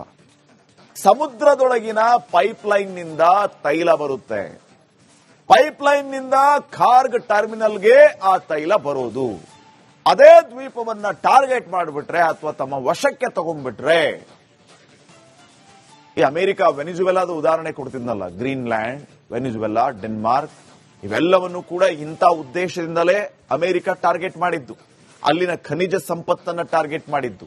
ಈಗ ಖಾರ್ಗ್ ದ್ವೀಪವನ್ನ ಟಾರ್ಗೆಟ್ ಮಾಡೋದಕ್ಕೆ ಇದೇ ಮೇನ್ ಉದ್ದೇಶ. ಪೈಪ್ಲೈನ್ನಿಂದ ಏನು ತೈಲ ಬರುತ್ತೆ ಅದು ಖಾರ್ಗ್ ಟರ್ಮಿನಲ್ಗೆ ಬರುತ್ತೆ. ಖಾರ್ಗಿಂದಾನೇ ಇರಾನ್ನ ತೈಲ ಜಗತ್ತಿಗೆ ರಫ್ತಾಗುತ್ತೆ. ಖಾರ್ಗ್ನಲ್ಲಿ ನಿತ್ಯ 5 ಲಕ್ಷ ಬ್ಯಾರೆಲ್ ತೈಲ ಉತ್ಪಾದನೆ ಆಗುತ್ತೆ ವೀಕ್ಷಕರ, 5 ಲಕ್ಷ ಬ್ಯಾರೆಲ್. ಅದೇ ಕಾರಣಕ್ಕೆ ಆ ಖಾರ್ಗ್ ಅನ್ನ ಕೈವಶಕ್ಕೆ ತಗೊಂಡ್ಬಿಟ್ರೆ ಇರಾನ್ನ ಬಾಲ ಕಟ್ ಮಾಡದಂಗಾಗುತ್ತೆ. ಹಾರ್ಮೂಜ್ ಕೂಡ ಈಸಿಯಾಗಿ ಸಿಕ್ಬಿಡುತ್ತೆ ಅಂತ ಹೇಳಿ. ಆದ್ರೆ ಈ ಟಾಸ್ಕ್ ಅಷ್ಟು ಈಸಿ ಅಲ್ಲ. ಇದಕ್ಕೆ ಇರಾನ್ನ ಹುಟ್ಟಡಗಿಸುವಂತಹ ಪ್ರಯತ್ನಕ್ಕೂ ಕೈ ಹಾಕಬೇಕಾಗತ್ತೆ. ಆದರೆ ಇರಾನ್ ಅಷ್ಟು ಈಸಿಯಾಗಿ ಬಿಟ್ಟುಕೊಡುವಂತ ಪ್ರಶ್ನೆನೇ ಬರೋದಿಲ್ಲ. ಕಾರಣ ಇರಾನ್ ಈಗ ರಿಯಾಕ್ಟ್ ಮಾಡ್ತಾ ಇರುವಂತ ರೀತಿಯನ್ನ ನೋಡಿದ್ರೇನೆ ಅದು ಸ್ಪಷ್ಟ ಆಗುತ್ತೆ. ನೋಡೋಣ ಅಮೆರಿಕ ಏನೇನು ಮಾಡಬಹುದು ಅಂತ ಹೇಳಿ. ಇನ್ನು ನೆಕ್ಸ್ಟ್, ಇರಾನ್ ಇಸ್ರೇಲ್ ಸಂಘರ್ಷ ವಿಶ್ವದ ಹಲವು ದೇಶಗಳ ಮೇಲೆ ಪರಿಣಾಮವನ್ನು ಬೀರಿದೆ. ಭಾರತದಲ್ಲಿ ಅನಿಲ ಕೊರತೆ ಎದುರಾಗಿದೆ. ಎಲ್ಪಿಜಿ ಸಿಗದೆ ಜನರು ಪರದಾಡ್ತಾ ಇದ್ದ ಸಂದರ್ಭದಲ್ಲಿ ಜನರಿಗೆ ಒಂದು ಗುಡ್ ನ್ಯೂಸ್ ಸಿಕ್ಕಿದೆ. ಏನದು ಗುಡ್ ನ್ಯೂಸ್? ನೀವೇ ನೋಡಿ.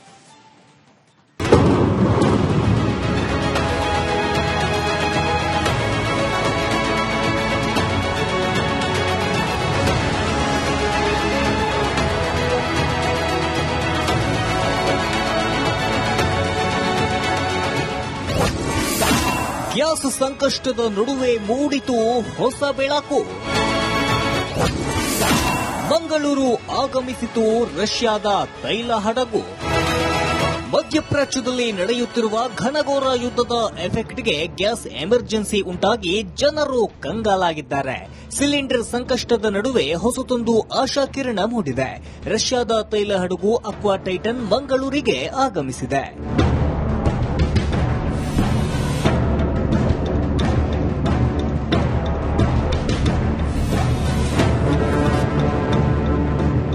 ಅಕ್ವಾ ಟೈಟನ್ 7.7 ಲಕ್ಷ ಬ್ಯಾರೆಲ್ ಕಚ್ಚಾ ತೈಲ ಹೊತ್ತು ಬಂದಿದೆ. ರಷ್ಯಾ ಮೂಲದ ಈ ಹಡಗು ಕಳೆದ ಜನವರಿಯಲ್ಲಿ ಬಾಲ್ಟಿಕ್ ಸೀ ಪೋರ್ಟ್ನಿಂದ ಚೀನಾದ ರಿಜಾವೋ ಬಂದರಿಗೆ ಹೊರಟಿತ್ತು. ಮಾರ್ಚ್ 17ರ ವೇಳೆಗೆ ಭಾರತದಿಂದ ರಷ್ಯಾಕ್ಕೆ ತೈಲದ ಬೇಡಿಕೆ ಬಂದಿದ್ದರಿಂದ ಚೀನಾಕ್ಕೆ ಹೊರಟಿದ್ದ ಟ್ಯಾಂಕರ್ ಅನ್ನ ಭಾರತದ ಕಡೆಗೆ ತಿರುಗಿಸಲಾಗಿತ್ತು. ಇದೀಗ ಮಂಗಳೂರಿಗೆ ಅಕ್ವಾ ಟೈಟನ್ ಬಂದು ತಲುಪಿದೆ. ಮಂಗಳೂರಿಗೆ ಬಂತು ಎಲ್ಪಿಜಿ ಕಾರ್ಗೋ ಹಡಗು.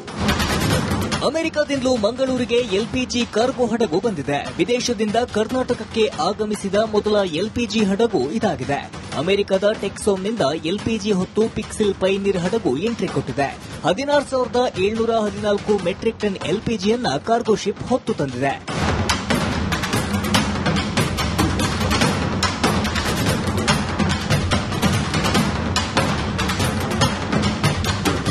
ಒಂದೇ ದಿನ 2 ತೈಲ ಹಡಗು ಮಂಗಳೂರು ಬಂದರು ತಲುಪಿದೆ. ಭಾರತಕ್ಕೆ ಬಲ ಬಂದಂತಾಗಿದೆ. Bureau report, Republic Kannada. ಸದ್ಯ ಭಾರತದಲ್ಲಿ ನಿಯಂತ್ರಣದಲ್ಲಿ ಇರುವಂತದ್ದು ಹಣದುಬ್ಬರದ ಸಮಸ್ಯೆ ಖಂಡಿತವಾಗಿಯೂ ಇಲ್ಲ. ಸದ್ಯ ಕೇವಲ ಪ್ರೀಮಿಯಂ ಪೆಟ್ರೋಲ್ ದರ ಏರಿಕೆ ಆಗಿದೆ. ಪ್ರೀಮಿಯಂ ಪೆಟ್ರೋಲ್ ಯುದ್ಧ ಹಿಂಗೇ ಮುಂದುವರೆದ್ರೆ, ಪರಿಸ್ಥಿತಿ ಹಿಂಗೇ ಮುಂದುವರೆದ್ರೆ ಹಣದುಬ್ಬರ ಹೆಚ್ಚಾಗಬಹುದು, ನಿಯಂತ್ರಣವನ್ನ ತಪ್ಪಬಹುದು. ಯಾಕಂದ್ರೆ ಭಾರತಕ್ಕೆ ತೈಲ, ಗ್ಯಾಸ್ ಆಮದಾಗುತ್ತೆ. ತರಿಸ್ಕೋತೀವಿ ನಾವು. ಭಾರತಕ್ಕೆ ದೊಡ್ಡ ಪ್ರಮಾಣದಲ್ಲಿ ಕಚ್ಚಾ ತೈಲ ಬರುತ್ತೆ, ಕ್ರೂಡ್ ಆಯಿಲ್. 88% ತೈಲ ಭಾರತಕ್ಕೆ ಆಮದಾಗುತ್ತೆ. 2023-24ರಲ್ಲಿ 232.5 ಮಿಲಿಯನ್ ಮೆಟ್ರಿಕ್ ಟನ್ ತೈಲವನ್ನ ನಾವು ಆಮದು ಮಾಡಿಕೊಂಡಿದ್ವಿ, ತರಿಸಿಕೊಂಡಿದ್ವಿ. ರಷ್ಯಾ, ಇರಾಕ್, ಸೌದಿ, UAE ಇಂದ ಈ ತೈಲ ಆಮದಾಗಿತ್ತು. ಭಾರತಕ್ಕೆ UAE, ಓಮನ್ನಿಂದ LNG ಬರುತ್ತೆ, ಅಂದ್ರೆ ನ್ಯಾಚುರಲ್ ಗ್ಯಾಸ್. ಭಾರತಕ್ಕೆ ನಿತ್ಯ 55 ಲಕ್ಷ ಸಿಲಿಂಡರ್ ಗ್ಯಾಸ್ ಬೇಕು. ತೀರಾ ಅಗತ್ಯ ಇದು. 55 ಲಕ್ಷ ಸಿಲಿಂಡರ್ ಪರ್ ಡೇ ಬೇಕು ನಮ್ಮ ದೇಶಕ್ಕೆ. ಭಾರತಕ್ಕೆ ಬೇಕಾಗುವಂತ 60% LPG ಏನಿದೆ, ಆ LPG ಆಮದಾಗುತ್ತೆ. 90% LPG ಹಾರ್ಮೋಜ್ ಮೂಲಕನೇ ಬರುತ್ತೆ ನಮಗೆ. ಉಳಿದದ್ದನ್ನ ಇಲ್ಲಿ ರಿಫೈನರಿ ಮಾಡ್ಕೋತೀವಿ, ಬೇರೆ ರೀತಿ ವ್ಯವಸ್ಥೆಯನ್ನು ಮಾಡ್ಕೊಂಡಿದ್ದೀವಿ. ಆದರೆ ಸಂಪೂರ್ಣವಾಗಿ ನಾವು ಮಿಡ್ಲ್ ಈಸ್ಟ್ ಮೇಲೆನೆ ಅವಲಂಬಿತರಾಗಿದ್ದೇವೆ. 90% LPG ಹಾರ್ಮೋಜ್ ಇಂದಾನೇ ಬರುತ್ತೆ ನಮಗೆ. ಪರಿಸ್ಥಿತಿ ಇದೇ ರೀತಿ ಮುಂದುವರೆದ್ರೆ, ಇರಾನ್ ಈಗ ನಮಗೆ ಓಪನ್ ಮಾಡಿದೆ ಹಾರ್ಮೋಜ್ನ, ಏನ್ ತೊಂದರೆ ಇಲ್ಲ. ಶತ್ರುಗಳಿಗೆ ಮಾತ್ರ ಹಾರ್ಮೋಜ್ ಡೋರ್ ಕ್ಲೋಸ್ ಅಂತ ಇರಾನ್ ಹೇಳಿದೆ. ನಮ್ಮ ಹಡಗುಗಳನ್ನ ಸುರಕ್ಷಿತವಾಗಿ ಇರಾನ್ ಕಳಿಸ್ಕೊಡ್ತಾ ಇದೆ. ಅಲ್ಲಿನ ಸೇನಾ ಅಧಿಕಾರಿಗಳಿಗೆ ಸೂಚನೆ ಕೂಡ ಕೊಟ್ಟಿದೆ. ಇಂಡಿಯನ್ ಫ್ಲಾಗ್ ಕೂರ್ಗಳಿದ್ದಂತಂದ್ರೆ, ಇಂಡಿಯನ್ ಫ್ಲಾಗ್ ಇತ್ತು ಅಂತಂದ್ರೆ ಯಾವ ಕಾರ್ಗೂ ಯಾವುದೇ ರೀತಿಯ ತೊಂದರೆಯನ್ನ ಮಾಡಬೇಡಿ, ಸರಾಗವಾಗಿ ಹೋಗ್ಲಿ ಅಂತ ರಾಜತಾಂತ್ರಿಕತೆಯಲ್ಲಿ ನಾವು ಗೆದ್ದಾಗಿದೆ. ಆದ್ರೆ ಪರಿಸ್ಥಿತಿ ಇದೇ ರೀತಿ ಮುಂದುವರೆದ್ರೆ ಮುಂದೆ ತೊಂದರೆ ಆಗ್ಬಹುದು. ಇದು ಸದ್ಯಕ್ಕಿರುವಂತ ಪ್ರಶ್ನೆ. ನೋಡೋಣ, ಅಷ್ಟರೊಳಗಡೆನೆ ಪರಿಸ್ಥಿತಿ ತಹಬದಿಗೆ ಬರುವ ಹೋಪ್ಸ್ ಕೂಡ ಇದೆ. ಇನ್ನು ನೆಕ್ಸ್ಟ್, ವೆಲ್ಕಮ್ ಬ್ಯಾಕ್. ಐಷಾರಾಮಿ ಕಾರ್ ಇದ್ರೆ ಅದನ್ನ ಎಲ್ಲಿ ಹೇಗೆ ಉಪಯೋಗಿಸಬೇಕು ಅನ್ನೋದು ಗೊತ್ತಿರಬೇಕು. ಅದು ಬಿಟ್ಟು ನಡು ರಸ್ತೆಯಲ್ಲಿ ಡ್ರಿಫ್ಟಿಂಗ್ ಮೂಲಕ ಶೋ ಅಪ್ ಮಾಡಿ ನ್ಯೂಸೆನ್ಸ್ ಕ್ರಿಯೇಟ್ ಮಾಡೋದಲ್ಲ. ಹಾಗೆ ಮಾಡೋದಕ್ಕೆ ಹೋದ್ರೆ ಕಾನೂನು ಸುಮ್ಮನೆ ಬಿಡೋದು ಇಲ್ಲ ಅಂತ ಬೆಂಗಳೂರು ಪೊಲೀಸರು ತೋರಿಸಿಕೊಟ್ಟಿದ್ದಾರೆ. ಡ್ರಿಫ್ಟ್ ಮಾಡಿದ ಕಾರನ್ನ ಪೊಲೀಸರು ಲಿಫ್ಟ್ ಮಾಡಿ ಠಾಣೆ ಮುಂತಂದು ನಿಲ್ಲಿಸಿದ್ದಾರೆ.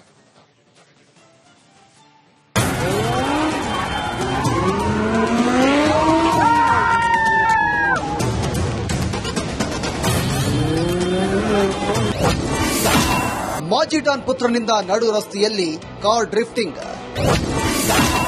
ಇಂದು ಪೊಲೀಸರಿಂದ ಡ್ರಿಫ್ಟ್ ಮಾಡಿದ ಕಾರು ಟೋಯಿಂಗ್. ಹೇಗೆ ನಡುರಾತ್ರಿಯಲ್ಲಿ ನಡು ರಸ್ತೆಯಲ್ಲಿ ಲ್ಯಾಂಬೋರ್ಗಿನಿ ಕಾರು ಡ್ರಿಫ್ಟ್ ಮಾಡಿ ನ್ಯೂಸೆನ್ಸ್ ಕ್ರಿಯೇಟ್ ಮಾಡಲಾಗಿತ್ತು. ಕೋಟಿ ಬೆಲೆಯ ಕಾರು ಇರಬೇಕಾದ್ರೆ ಆತ ದೊಡ್ಡ ಕುಳವೇ ಇರಬೇಕು ಅಂತ ಪೊಲೀಸರು ಕೂಡ ಕಾರು ಬೆನ್ನು ಹತ್ತಿದ್ರು. ನಂಬರ್ ಆಧಾರದಲ್ಲಿ ಕಾರು ಯಾರದ್ದು ಅಂತ ಪರಿಶೀಲನೆ ಮಾಡಿದಾಗ ಅದು ರಿಕ್ಕಿ ರೈ ಅನ್ನೋದು ಗೊತ್ತಾಗಿದೆ. ಈ ರಿಕ್ಕಿ ರೈ ಬೇರಾರೂ ಅಲ್ಲ, ಮಾಜಿ ಡಾನ್ ಮುತ್ತಪ್ಪ ರೈ ಅವರ ಸುಪುತ್ರ. ಸದಾ ಒಂದಿಲ್ಲ ಒಂದು ಕಿರಿಕ್ ಮಾಡಿಕೊಳ್ತಾ ಇರುವ ರಿಕ್ಕಿ ರೈ ಇದೀಗ ನಡು ರಸ್ತೆಯಲ್ಲಿ ಕಾರ್ ಡ್ರಿಫ್ಟ್ ಮಾಡಿ ತಗಲಾಕೊಂಡಿದ್ದಾರೆ.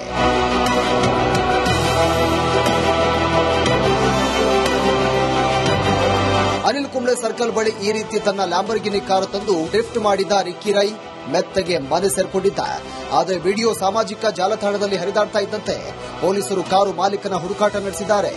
ಕೊನೆಗೂ ಕಾರು ಎಲ್ಲಿದೆ ಅಂತ ಗೊತ್ತಾಗಿದ್ದೇ ತಡ ಟೋಯಿಂಗ್ ವಾಹನದ ಮೂಲಕ ಕಾರು ಲಿಫ್ಟ್ ಮಾಡಿ ಠಾಣೆಯ ಮುಂದೆ ತಂದು ನಿಲ್ಲಿಸಿದ್ದಾರೆ.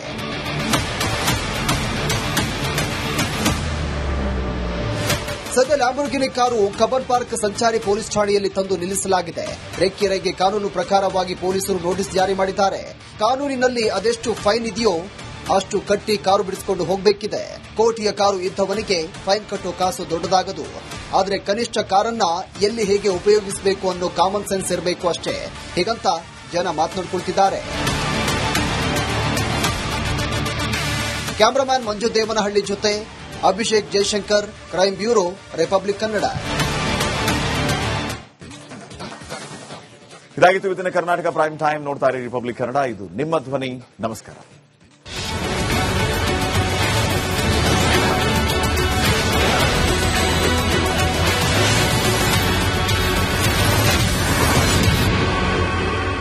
ಚಹಾದ ಸ್ವೀಟ್ ಟೇಸ್ಟ್ MDH T+ ನಿಂದಲೇ ಬರುತ್ತೆ. ಗಂಟು ಕಟ್ಟಿಕೋ ಲವಂಗ ಹಸಿರು ಏಲಕ್ಕಿಯಿಂದ ತುಂಬಿದ MDH T+ ಮಸಾಲೆ. MDH